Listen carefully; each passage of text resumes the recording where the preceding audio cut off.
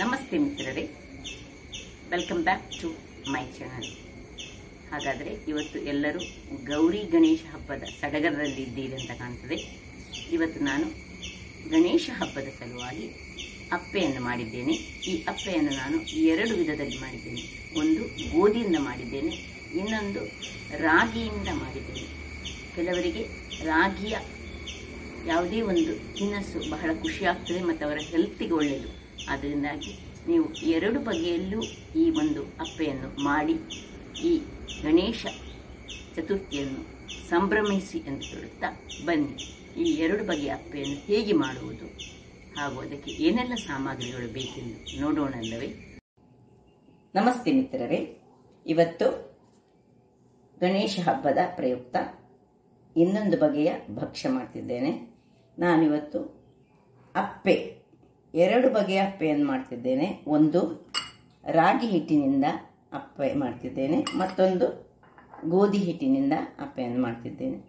ಈಗ ಇಲ್ಲಿ ನೋಡಿ, ಇದು ಅರಳು ಪೂರಿ ಅಂತ ನಾವು ತುಳುವಲ್ಲಿ ಹೇಳ್ತೇವೆ, ಹೊದ್ದಲು ಸಹ ಹೇಳ್ತೇವೆ. ಇದಕ್ಕೆ ನಾನು ಸ್ವಲ್ಪ ಇದನ್ನು ನೀರು ಹಾಕ್ಕೊಂಡಿಡ್ತೇನೆ.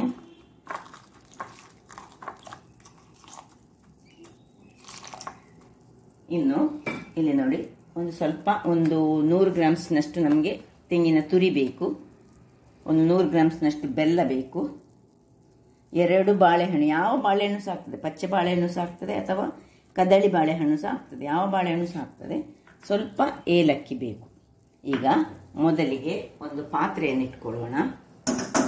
ಪಾತ್ರೆಯನ್ನು ಇಟ್ಟುಕೊಂಡು ಅದು ಗ್ಯಾಸನ್ನು ಉರಿಸಿ ಸ್ವಲ್ಪ ನೀರು ಹಾಕಿ ಬೆಲ್ಲವನ್ನು ನಾವು ನೀರು ಮಾಡಿಕೊಳ್ಳೋಣ.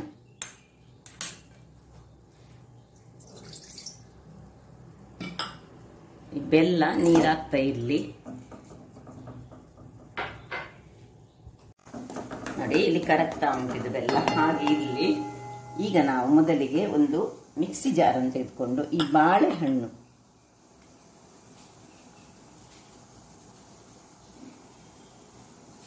ಈಗ ನಾವು ಎರಡು ಬಗೆ ಮಾಡೋದ್ರಿಂದಾಗಿ ನಾವು ಎಂತ ಮಾಡ್ತಿದ್ದೇವೆ, ಒಂದು 2 ಬಾಳೆಹಣ್ಣು ಹಾಕ್ತಾ ಇದ್ದೇವೆ, ಅಥವಾ ನೀವು ಹಾಕ್ಬೋದು, 2 ಬಾಳೆಹಣ್ಣು ಸಹ ಹಾಕ್ಬೋದು.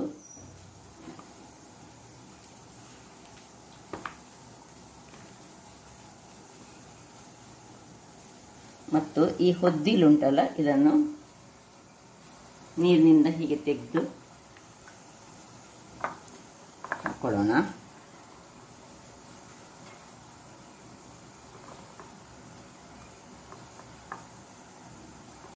ಹೊದ್ದಿಲು ಆದ ಮೇಲೆ ಸ್ವಲ್ಪ ಉಪ್ಪನ್ನು ಇದಕ್ಕೆ ಹಾಕ್ಕೊಂಡು ಇದನ್ನು ಒಂದು ಒಳ್ಳೆ ಫೈನ್ ಪೇಸ್ಟ್ ಆಗಿ ಈಗ ನಾನು ಮಾಡಿ ತರ್ತೇನೆ. ಇಲ್ಲಿ ನೋಡಿ, ಇದು 3/4 ಗ್ರೈಂಡ್ ಆಗುವಾಗ ಇದಕ್ಕೆ ಸ್ವಲ್ಪ ತೆಂಗಿನ ತುರಿಯನ್ನು ಸಹ ಇದಕ್ಕೆ ಒಂದು ಹಾಕೊಳ್ಳೋಣ.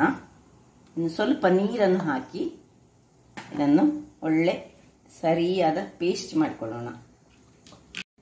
ನೋಡಿ, ಒಳ್ಳೆ ಪೇಸ್ಟ್ ಆಗಿದೆ. ಇಲ್ಲಿ ನೋಡಿ, ಇದು ಸಹ ಆಯ್ತು. ಇದನ್ನು ಆಫ್ ಮಾಡ್ಕೊಳ್ಳೋಣ. ಇದು ಖಾಲಿ ನೀರಾಗ್ಲಿಕ್ಕೆ, ಏನು ಪಾಕ ಬರ್ಲಿಕ್ಕೆ ಏನಿಲ್ಲ, ಖಾಲಿ ನೀರಾದ್ರೆ ಆಯ್ತು.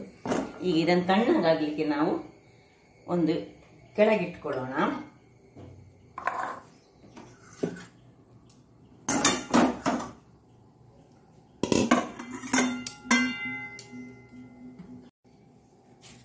ವೀಕ್ಷಕರೇ, ಇದು ನೋಡಿ ತಣ್ಣಗಾಯ್ತು. ಈಗ ನಾವು 2 ಪಾತ್ರೆಗಳಿಗೆ ಇದನ್ನು ಶಿಫ್ಟ್ ಮಾಡ್ಕೊಳ್ಳೋಣ. ಸ್ವಲ್ಪ ಅರ್ಧ ಇದಕ್ಕೆ ಹಾಕೊಳ್ಳೋಣ, ಅರ್ಧ ಬೆಲ್ಲವನ್ನು ಇನ್ನೊಂದು ಪಾತ್ರೆಗೆ ಹಾಕೊಳ್ಳೋಣ.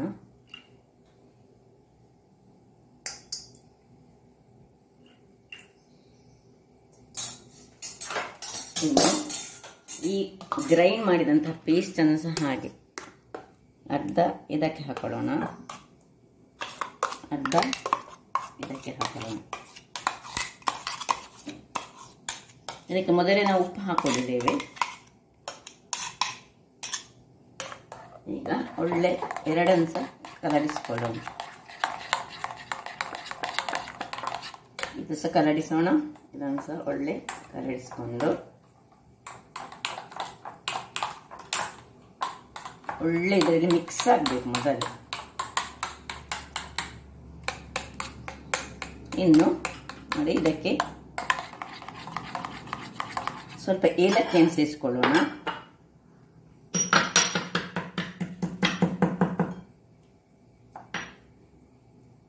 ತುಂಬ ಕ್ರಶ್ ಆಗೋದು ಬೇಡ, ಸ್ವಲ್ಪ ಇರಲಿ, ಅದು ನಡುವಲ್ಲಿ ಸಿಕ್ಕುವಾಗ ಚೆನ್ನಾಗಿ ಆಗ್ತದೆ.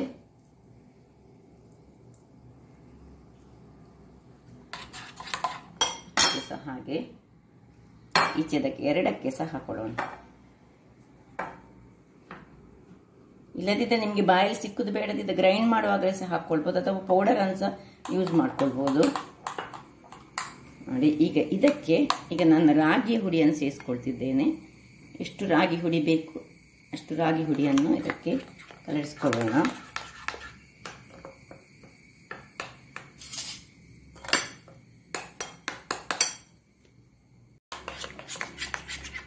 ನೋಡಿ, ಇದು ಸ್ವಲ್ಪ ದಪ್ಪ ಆಯ್ತು. ಇಲ್ಲಿ ಸ್ವಲ್ಪ ನೀರನ್ನು ಹಾಕೊಳ್ಳೋಣ. ತುಂಬ ದಪ್ಪ ಸಹ ಬೇಡ ನನಗೆ, ದಪ್ಪ ಆದರೆ ಅದು ನಡು ಬೇಯುವುದಿಲ್ಲ ಇಷ್ಟ ಆಗುವಾಗ. ಇಲ್ಲಿ ನಾವು ಇದು ಹಾಗೆ ಇರಲಿ, ಅದಕ್ಕೆ ಮತ್ತೆ ಸೇರಿಸ್ಕೊಳ್ಳೋಣ. ಇಲ್ಲಿ ಗ್ಯಾಸ್ನಲ್ಲಿ ನಾವು ಇದರದ ಅಪ್ಪದ ಕಾವಲಿಯನ್ನು ಇಟ್ಕೊಳ್ಳೋಣ, ಅದು ಬಿಸಿಯಾಗಲಿ. ವೀಕ್ಷಕರೇ ನೋಡಿ, ಇದೀಗ ಬಿಸಿ ಆಗ್ತಾ ಬಂತು. ಈಗ ತುಪ್ಪದಲ್ಲಿ ಮಾಡೋಣ ನಾವು. ಎಷ್ಟು ನಿಮಗೆ ತುಂಬ ತುಪ್ಪ ಇನ್ನೂ ಸಹ ಹಾಕಬೇಕಾದ್ರೆ ಹಾಕೊಳ್ಬೋದು, ಏನು ತೊಂದರೆ ಇಲ್ಲ. ಫುಲ್ ಆಫ್ ತುಪ್ಪ ಸಾಕದಲ್ಲೇ ಮಾಡಿದರೆ ಒಳ್ಳೆ. ನೋಡಿ, ಈಗ ನೋಡಿ ಯಾವ ಕನ್ಸಿಸ್ಟೆನ್ಸಿ ನೋಡಿ, ಹೀಗೆ ಬರಬೇಕು, ಹೀಗೆ ಇರಬೇಕು. ಈಗ ಹೇಗೆ ಅಪ್ಪ ಹಾಕ್ಕೊಳ್ಳೋದು, ಅರ್ಧದಷ್ಟು ಹಾಕ್ಕೊಂಡ್ರೆ ಸಾಕು. ತುಂಬ ಟೇಸ್ಟಿಯಾಗಿ ಇದು ಸಹ ಬರ್ತದೆ. ಇದು ರಾಗಿದಂತ ನಮಗೆ ಗೊತ್ತೇ ಆಗುದಿಲ್ಲ. ಗಣಪತಿಗೆ ಇದನ್ನು ಸಹ ಇಡ್ಬೋದು, ಅಥವಾ ಗೋಧಿ ಹುಡಿಯಿಂದ ಮಾಡಿದನ್ನು ಸಹ ಇಟ್ಕೊಳ್ಬೋದು. ಇದು ಸಿರಿಧಾನ್ಯಗಳಲ್ಲಿ ಬರುವಂಥದ್ದು. ಯಾರು ಡಯಾಬಿಟಿಕ್ ಪೇಷಂಟ್ಸ್ ಇದ್ದಾರೆ ಅವರಿಗೆ ಇದು ಬಹಳ ಉತ್ತಮ. ಈಗ ಇದಕ್ಕೆ ಒಂದು ಮುಚ್ಚಿಕೊಳ್ಳೋಣ. ಇಲ್ಲಿ ನೋಡಿ ಹೇಗೆ ಉಬ್ಬಿ ಉಬ್ಬಿ ಉಬ್ಬಿ ಬಂದಿದೆ ನೋಡಿ. ಈಗ ಇದನ್ನು ಅಲ್ಲಿಗೆ ನಾವು ಟರ್ನ್ ಮಾಡ್ಕೊಳ್ಳೋಣ. ಉರಿ ಸ್ವಲ್ಪ ಸಣ್ಣದೇ ಇರಲಿ. ನೋಡಿ,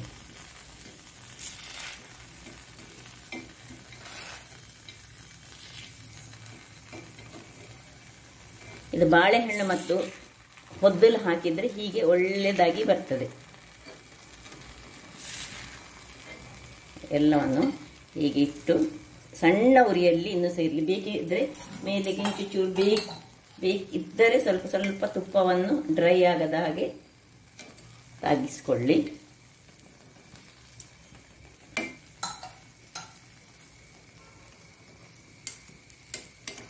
ಇದು ಹಾಗೆ ಆಗ್ತಾ ಇರಲಿ ಸಣ್ಣದರಲ್ಲಿ. ಇಲ್ಲಿ ನೋಡಿ, ಇದರ ಪ್ರಿಪರೇಷನ್ ಮಾಡುವ ನಾವೀಗ. ಹಾಗೆ ಮಾಡಿಟ್ಟುಕೊಂಡಂತಹ ಇದಕ್ಕೆ ಗೋಧಿಯ ಹುಡಿಯನ್ನು ನಾವು ಸೇರಿಸ್ಕೊಳ್ಳೋಣ.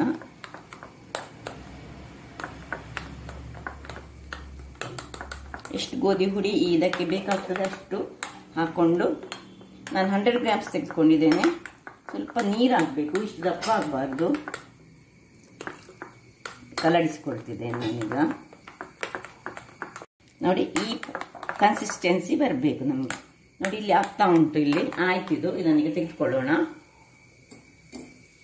ನೋಡಿ ಹೇಗೆ ಬಂತು ನೋಡಿ, ಒಳ್ಳೆ ಕಾದಿದೆ. ಎಷ್ಟು ಸ್ಮೂತ್ ಆಗಿ ಉಂಟು ನೋಡಿ, ಸ್ಮೂತ್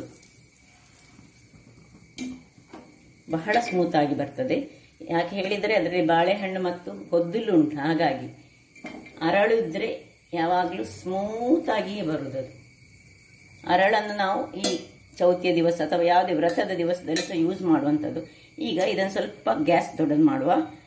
ಒಂದು ಸೆಟ್ ರಾಗಿದು ಮಾಡಿದ್ದೇನೆ ನಾನು. ಉಳಿದ ಹಿಟ್ಟನ್ನು ಮತ್ತೆ ನೋಡಿ ಮತ್ತೆ ಮಾಡ್ಕೊಳ್ಳೋಣ. ಈಗ ಇಲ್ಲಿ ಗೋಧಿ ಹುಡಿಯಿಂದ ಮಾಡಿದಂತಹ ಬ್ಯಾಟರ್ ರೆಡಿಯಾಗಿದೆ. ಇದು ಬಿಸಿ ಆದ ಕೂಡಲೇ ಇಲ್ಲಿ ಸೇಮ್ ಪ್ರೊಸೀಜರ್ ಮಾಡ್ಕೊಳ್ಳೋದು. ನೋಡಿ, ಇದು ಹೆಚ್ಚಾಗಿ ದೇವಸ್ಥಾನಗಳಲ್ಲಿ ಇದನ್ನು ಮಾಡ್ತಾರೆ. ಗೋಧಿ ಹುಡಿಯಿಂದ ಮಾಡಿದಂತಹ ಅಪ್ಪೆ ನೋಡಿ, ಅರ್ಧ ಹಾಕಿದರೆ ಸಾಕು, ಅದು ಮತ್ತೆ ಬರ್ತದೆ ಮೇಲೆ. ಹೇಗೆ ನೋಡಿ, ರಾಗಿದ್ದು ಮೇಲೆ ಬಂತು ನೋಡಿ, ಎಷ್ಟು ಸ್ಮೂತ್ ಆಗಿ ಬಂದಿದೆ ಹೇಳಿದರೆ ರಾಗಿದ್ದು. ಒಮ್ಮೆ ಮಾಡಿ ನೋಡಿ ವೀಕ್ಷಕರೇ, ನಿಮಗೆ ಬಹಳ ಖುಷಿ ಆಗ್ತದೆ. ಹಬ್ಬದ ದಿವಸವೇ ಮಾಡಬೇಕಂತ ಇಲ್ಲ, ಬ್ರೇಕ್ಫಾಸ್ಟ್ ಕೆಲಸ ಮಾಡಿ ತಿನ್ಬೋದು, ಅಥವಾ ಈವ್ನಿಂಗ್ ಊಟ ಮಾಡುವ ಬದಲು ಅಂತಹ ಅಪ್ಪವನ್ನು ರಾಗಿಯಿಂದ ಮಾಡಿ ತಿಂದರೆ ಬಹಳ ಆರೋಗ್ಯಕ್ಕೂ ಉತ್ತಮ. ನಾವು ಹೆಲ್ದಿ ಫುಡ್ ಅಂತ ತಿಂದ ಹಾಗೆ ಆಗ್ತದೆ. ಈಗ ಇದನ್ನು ಮುಚ್ಚಿಕೊಳ್ಳೋಣ. ನೋಡಿ ವೀಕ್ಷಕರೇ, ಸಾಧಾರಣ ಹದಾವದಲ್ಲಿ ಕಾದಿದೆ. ಈಗ ಇದಕ್ಕೆ ಮೇಲಿಗೆ ಗೋಧಿಗೆ ಆಗುವಾಗ ಸ್ವಲ್ಪ ತುಪ್ಪ ಜಾಸ್ತಿ ನಾವು ಹಾಕಬೇಕಾಗ್ತದೆ. ಗೋಧಿ ಹಿಟ್ಟು ಸ್ವಲ್ಪ ಉಷ್ಣ ಅಂತ ಹೇಳ್ತಾರೆ ನೋಡಿ.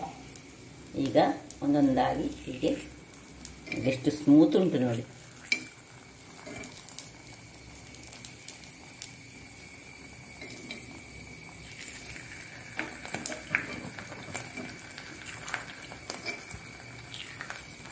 ಎಲ್ಲವನ್ನು ಹೀಗೆ ಅಡಿಮೇಲೆ ಮಾಡಿಕೊಂಡು ಇನ್ನೊಂದು ಸಣ್ಣ ಉರಿಯಲ್ಲಿ 2-3 ನಿಮಿಷಗಳ ಕಾಲ ಬೇಯಿಸೋಣ. ವೀಕ್ಷಕರೇ ನೋಡಿ, ಇದೀಗ ಆಗಿದೆ. ಸಾಕಷ್ಟು ಸಾಕು ನೋಡಿ, ಒಳ್ಳೆ ಕಲರ್ ಸಹ ಬಂದಿದೆ.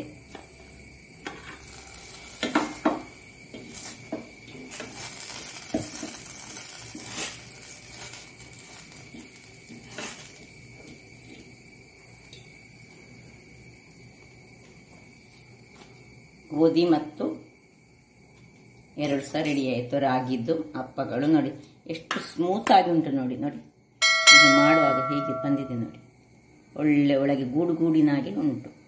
ಈವನ್ ಇದು ಸಹ ಹಾಗೆ ತುಂಬ ಬಿಸಿಯಾಗಿದೆ. ಹಾಗಾದರೆ ನೋಡಿದ್ರಲ್ಲ ವೀಕ್ಷಕರೇ,